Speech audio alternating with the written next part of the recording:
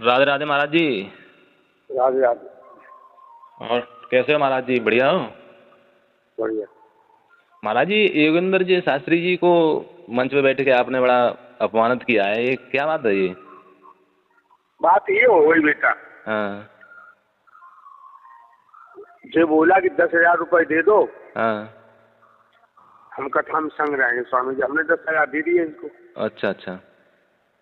पैसा लेके चलाया, सुधो की लगाई हो ना तो फोन जाने उठाओ, हम्म। और न खुद किया। अगर तेरी कथा में मिल गई तो तू फोन कर दे दो गुरु जी, किसी और साथी को ले लो। बिल्कुल। अब हमारी कथा आई गई। हाँ बिल्कुल सत्य बात है। तो झटका लगा दिया ना? झटका लगा दिया। हाँ, तो ये बदतमीजी देनी चाहिए इसको। तो महाराज जी, मंच पे बैठ के अपमानित करना ये ठीक नहीं होता है, पीछे कह लेते तो अच्छा रहता। और हम सारी समाज में अपमानित हो तो वो ठीक है। नहीं देखो महाराज जी, आप ही लोग कहते हैं कि भगवान का भोजन होता है अहंकार। अरे ज्यादा उपदेश मत कर, हमें उपदेश न कर। पहले ये बता, खाना चाहे तो खवाना सीख, लेना चाहे तो देना सीख, सम्मान चाहते सम्मान करना सीखो। तो महाराज जी, आप सम्मान से किसी का नाम लेते ही नहीं है। आज दिन तक आपने किसी का नाम सम्मान से आपकी जिब्या से निकला ही नहीं, आज दिन तक हमने देखा है। हमने किसी बदतमीजी से किसी का नाम ही नहीं लिया। गुरु जी, स्वर सम्राट ब्रजेश शास्त्री जी के जाने के बाद में आपने उनकी इतनी धज्जियां उड़ाई, इतनी बुराइयां की, ये सब जनता ने आपकी वचनों को देखा कि ब्रजेश सड़प्पा था, ऐसा था, वैसा था। जहर होता है, हकीकत कहते वो जहर है। नहीं तो किसी आदमी को गुजर जाने के बाद में, मरने के बाद में ये उसका अपमान करना ये ठीक नहीं। आप तो विद्वान आदमी हैं। मरने के बाद कोई अपमान नहीं किया मैंने उसका। क्यों किया? कतई नहीं किया। आपने बोला था अगर वो मर गया तो बेटा अरविंद, हम पहुंचे वहाँ पर, वो सड़प्पा वहाँ घूम रहे थे कि हिजड़ियाँ वहाँ घूम रही थी। तो गलत कह दिया मैंने कोई? तो महाराज जी, आप सभी शास्त्री को हिजड़ा बोलते हैं, ये बात आपके मुँह से शोभा नहीं देती है। मेरी बात सुनो। हाँ। अगर हिजड़ा नहीं है तो किसी इंसान की छोटी सी भूल जो बहुत बड़ा परिणाम देती है, इसे जानते हो तुम? ये अपने को मर्द कहते हैं तो मर्दों की तरह जीना सीखें। कैसे मतलब जीना चाहिए? कोई औरत का गुलाम है, कोई दारू का गुलाम है, कोई पैसे का गुलाम। हमारे गुलाम तो हम भी हैं, लेकिन हम इतने नहीं है। बात समझो महाराज जी। आप भी तो क्या चाहते हो सो कहो। तो पैसे के लालच में महाराज जी, आप भी तो पैसे के लालच में महाराज जी, आप भी माता जी को साथ लेके चलने लगे हैं, क्योंकि पैसे के लालची आप भी हैं।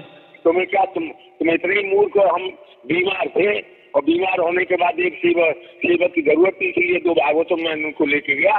तो इतने आपके शिष्य हैं, वो आपकी व्यवस्था नहीं कर पाते महाराज जी? कोई नहीं, कोई साला जगह खड़ा नहीं होने वाला, कोई जगह खड़ा होने वाला नहीं। तो महाराज देखो, पैसे गुलाम तो आप भी हैं। देखो अरे नहीं, पैसे गुलाम इतना नहीं हुआ जाता है। पैसा तुम्हें मिलेगा ही, तुम्हारी तकदीर में होगा, उसे कौन छीन लेगा? तो देखो, आप शास्त्रियों को पिल्लियां कहीं बोलते हैं, कभी हिजड़े बोलते हैं, ये आपके मुंह से शोभा नहीं देता। और कोई कहे तो बात अलग है। नहीं है तो आए हमसे बात तो करें। तो पिल्लियां फिर कैसे हो गई ये शास्त्री लोग? पिल्लियां ऐसे हो गए, बताओ महाराज जी। जो हमने कहे हैं, जो शब्द हमने कहे हैं, उन्हीं को दोहराना शुरू हो गई। कुछ अपने पास से भी तो अनुभव ला के लाओ, कुछ अपने पास से भी तो देखो। तो आपने भी महाराज जी, आपने भी लिखा हुआ शिवराम जी का, आपने भी जी लेख कभी उनका लिखा हुआ आपने भी बोला है।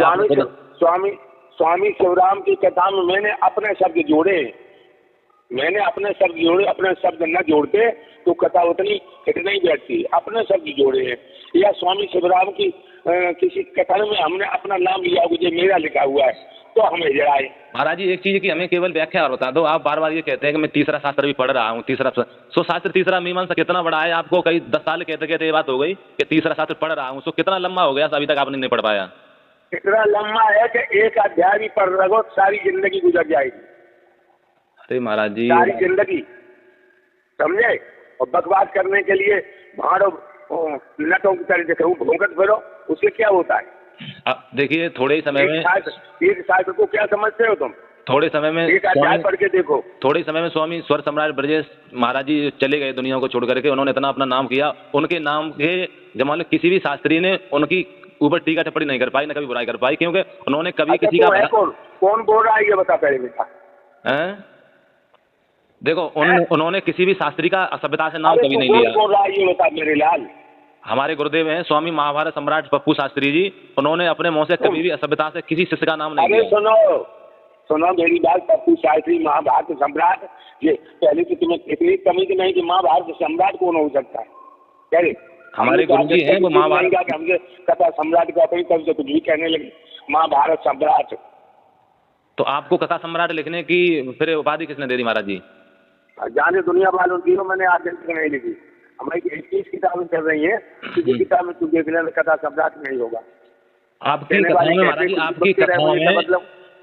आपकी कथाओं में कई जगह टिप्पणी बहुत तेरे लोगों ने, विद्वानों ने की है कि आपने ये गलत बोला है, ये गलत बोला है, स्वामी जी ने ये गलत कहा है। बहुत जगह आप लोगों ने साबित किया है आपकी कथा।